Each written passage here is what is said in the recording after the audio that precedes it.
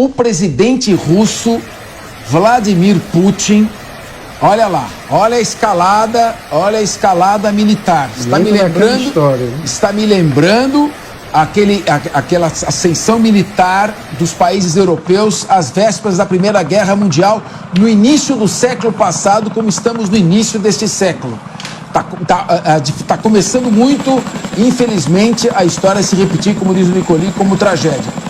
O presidente russo Vladimir Putin anunciou que vai enviar caças armados com mísseis hipersônicos. Um parênteses, a Rússia nunca esteve tão forte militarmente como nesse momento, para patrulhar o mar Mediterrâneo. A medida é uma resposta aos Estados Unidos pelo envio de porta-aviões para Israel. O correspondente Luca Bassani traz os detalhes. Oi, Luca. O Luca está aí na Alemanha, né, Luca? No mundo inteiro, o Linha de Frente está aqui trazendo informações. O Luca, que também é comentarista estratégico e geopolítico. Obrigado, Luca. O que você tem para nós aí? Boa tarde, Cafés, a todos que acompanham Linha de Frente. Realmente, como você estava fazendo a introdução, é algo preocupante que mostra uma possível escalada deste conflito, considerando que a Rússia também tem interesses estratégicos no Oriente Médio e se sentiu intimidada ao ver os Estados Unidos colocarem 2 porta-aviões dos maiores que eles têm, né, tanto o Gerald R. Ford e o Dwight Eisenhower, para mostrar apoio a Israel. O presidente Putin disse que isso não é uma ameaça, isso em coletiva de imprensa, e que os russos farão então essa patrulha do mar Mediterrâneo e também vão deixar esses mísseis hipersônicos estratégicos no Mar Negro, que, se nós observarmos o alcance, poderia até mesmo chegar na costa de Israel, na costa dos países do Levante, lá no Mar Mediterrâneo.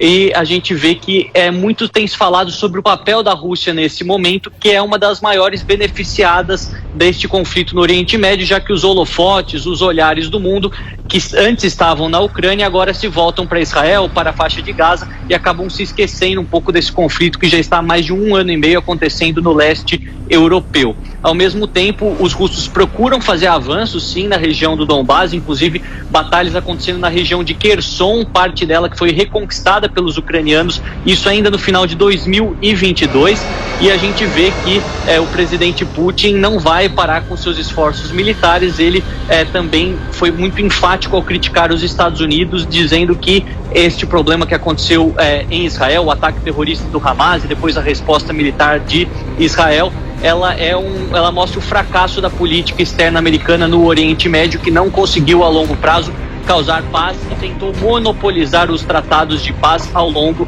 dos últimos 50 anos, algo que não foi bem sucedido na visão do presidente Putin. Essas declarações acontecem ao mesmo tempo em que a Rússia se aproxima cada vez mais da China, lembrando que Putin esteve em Pequim essa semana em um dos encontros com mais de 20 chefes de Estado, nesta iniciativa da nova Rota da Seda, liderada por Xi Jinping, e por lá pudemos ver também esses laços de amizade, não só da Rússia e da China, mas de outros países da Ásia Central, o Uzbequistão, a próprios países africanos também presentes, o que a gente vê que pode mostrar uma mudança do eixo, né, que antes estava focado no Atlântico, no Ocidente, agora se voltando para o Oriente, para a China, que vai ser também uma das potências militares durante as próximas décadas. Luca Bassani, eu vou pedir licença ao jornalista Luca Bassani e perguntar ao comentarista Luca Bassani. Pediria a você que fosse sintético, porque nós estamos com o tempo aqui, o programa acabando, mas essa frota naval deslocada pelo Joe Biden dos Estados Unidos não é para bombardear o Líbano nem a faixa de Gaza. É possível que os russos estejam vendo essa aproximação dessa frota naval como um pretexto para esquentar ainda mais essa guerra por procuração? Existe o risco dessa guerra por procuração se transformar num conflito direto? Sua opinião? Todos esperam que não, mas acreditam que esses porta-aviões americanos que foram trazidos para Israel é para dissuadir não o Líbano ou o Hezbollah ou até mesmo o Hamas, que são pequenos até mesmo comparado com Israel, mas dissuadir o Irã.